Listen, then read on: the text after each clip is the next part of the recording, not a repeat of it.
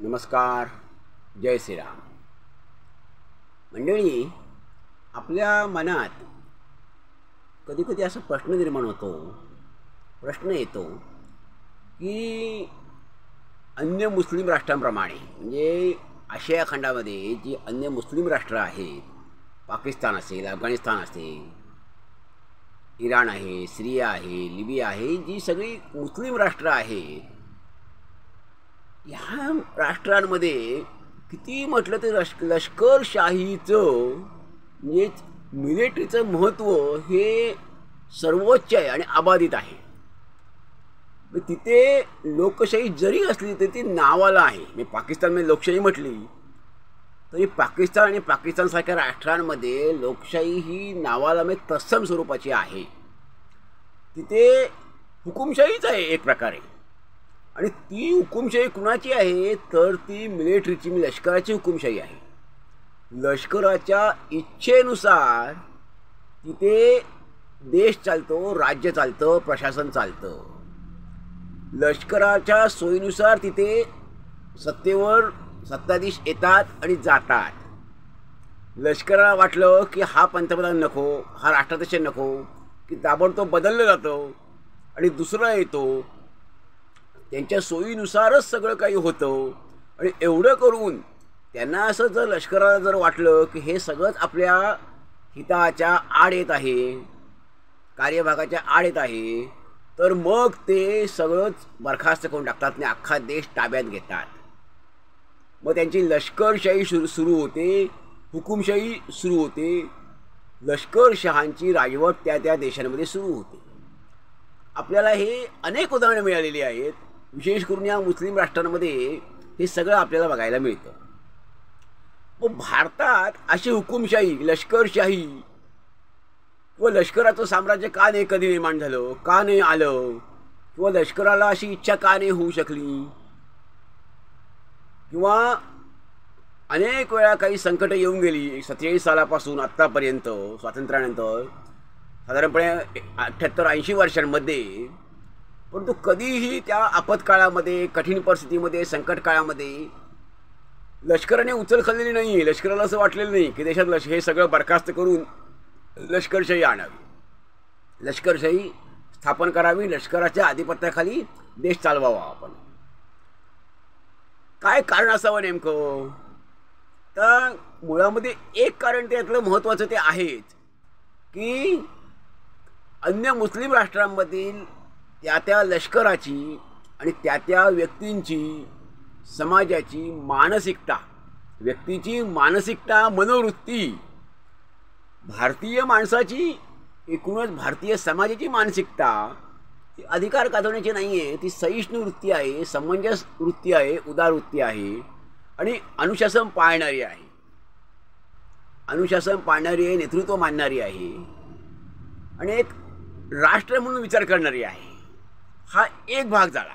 म्हणजे यामध्ये राष्ट्र म्हणून एक विचार करणारी आहे, राष्ट्रपती जे आपलं कर्तव्य आहे, कर्तव्य भावना जागृत ठेवणारी, नीतिमत्ता जपणारी, नीतिमत्तेला महत्त्व देणारी, निष्ठेला महत्त्व देणारी आणि सहिष्णू उदार ही आमची मतप्रणाली, विचारप्रणाली आहे. हा एक भाग झाला.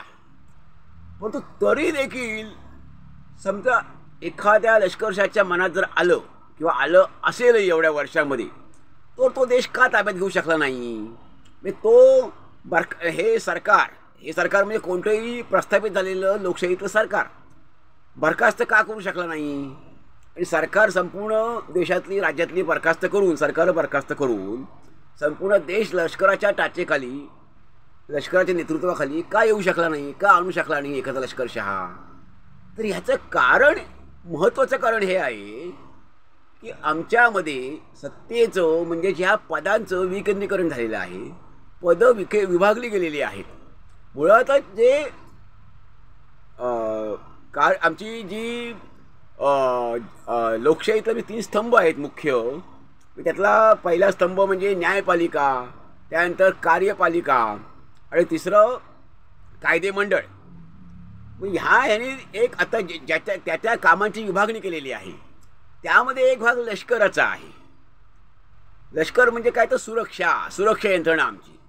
मग त्यांनी आमच्या व्यवस्थेने, आमच्या यंत्रणेने, म्हणजेच आमच्या लोकशाही यंत्रणेने देशाच्या सीमांपुरतं मर्यादित ठेवलेलं आहे.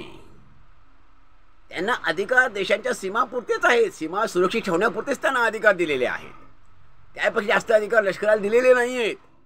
सर्वाधिकार त्यांना लष्कराला दिलेले नाही आहेत.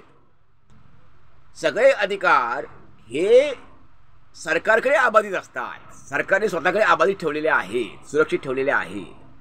त्यानंतर देशांतर्गत परिस्थिती हाताळण्यासाठी, सुरक्षा व्यवस्था यंत्रणा हाताळण्यासाठी पोलीस यंत्रणा निर्माण केलेली आहे. पोलिसांचा संबंध हा देशाच्या सीमांशी येणार नाही आहे. देशाच्या सीमांशी संबंध हा मिलिटरीचा येईल. त्यानंतर देशांतर्गत जो संबंध आहे, सुरक्षा यंत्रणा जी आहे ती पोलीस सांभाळतील. आणि विपरीत परिस्थितीमध्ये जर काही संकट उद्भवली तर आणखीन ज्या बाकीच्या निमलष्करी दलं असतात, अर्ध पोलिसी दल असतात, त्यासाठी त्यांनी ठेवलेलं आहे. त्यानंतर गृहसुरक्षा दल आहे, म्हणजे होमगार्ड, ही एक व्यवस्था वेगळी ठेवलेली आहे. तर असं अधिकाराचं वाटप केलेलं आहे. त्यामुळे आणि तिन्ही जी दलं आहेत, लष्कराची तिन्ही जी मुख्य दलं आहेत ती समान पातळीवर आहे. त्याच्यामध्ये कुणाला अधिकार एकाला जास्त आणि एकाला कमी अधिकार असं दिलेलं नाही आहे. म्हणजे एकाच्या हातात सत्ता जाईल, सत्ता एकवटेल आणि त्याला कोणीतरी आपण मोठे आहोत असं वाटेल, असं होणार नाही. त्यामुळे हे अधिकाराची विभागणी जी आहे ती केली गेलेली आहे. तिन्ही दलं ही वेगवेगळ्या याच्यामध्ये वाटली गेलेली, विभागणी झालेली आहे. आणि ह्याच्यावरही दुसरी एक गोष्ट महत्त्वाची आणखीन आहे की ह्या संपूर्ण दलांचे प्रमुख जे आहेत ते ह्या मिलिटरीच्या म्हणजे सुरक्षा यंत्रणेच्या बाहेरची व्यक्ती असते, म्हणजे ती सरकारमधली वगैरे व्यक्ती असते. म्हणजे ह्यांचं प्रमुख कोण आहे तर नाहीतर मिलिटरीचा प्रमुख, मिलिटरीचाच माणूस असेल तर ह्या सगळ्या शक्यता आपण गृहीत धरू शकतो. परंतु ह्याला जो प्रमुख दिलेला आहे आपल्या यंत्रणेने, व्यवस्थेने आपल्या, तो मनुष्य ह्या सुरक्षा यंत्रणेच्याच म्हणजे मिलिटरीच्या पेक्षा वेगळा मनुष्य, वेगळी व्यक्ती ह्या मिलिटरीचं नेतृत्व करणारी असते, म्हणजे प्रमुखपदी. ह्या सगळ्यामुळे किती झालं तरी भारतामध्ये लष्करशाही ही येऊ शकत नाही. अशी यंत्रणा ही आमची 1949 साली पंडित नेहरूंच्या नेतृत्वाखाली ही अशी यंत्रणा निर्माण करण्यात आली.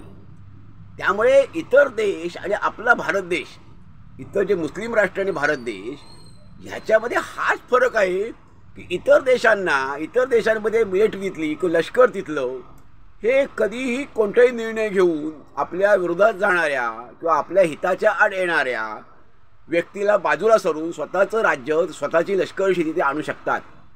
पण भारतामध्ये मात्र येऊ शकत नाही.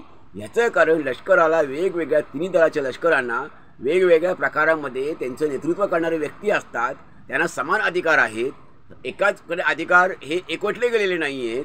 आणि ह्याच्यातील दुसरी गोष्ट अशी आणखी महत्त्वाची की लष्कर हे जे आहे त्या लष्कराचा अधिकारी जो प्रमुख आहे ते लष्करातील नाही, वेगळ्या एका नेतृत्वाखालीच त्यांना या सगळ्यांना काम करावं लागतं. ह्या सगळ्यामुळेच लष्कराला देशावर लष्करशाही आणण्याची संधी मिळू शकत नाही. अशी आमच्या यंत्रणेने, आमच्या लोकशाही प्रणालीने अशी व्यवस्था करून ठेवलेली आहे. मंडळी, आपल्याला काय वाटतं आपण यावर जरूर अभिप्राय द्यावा. धन्यवाद. जय हिंद, जय भारत.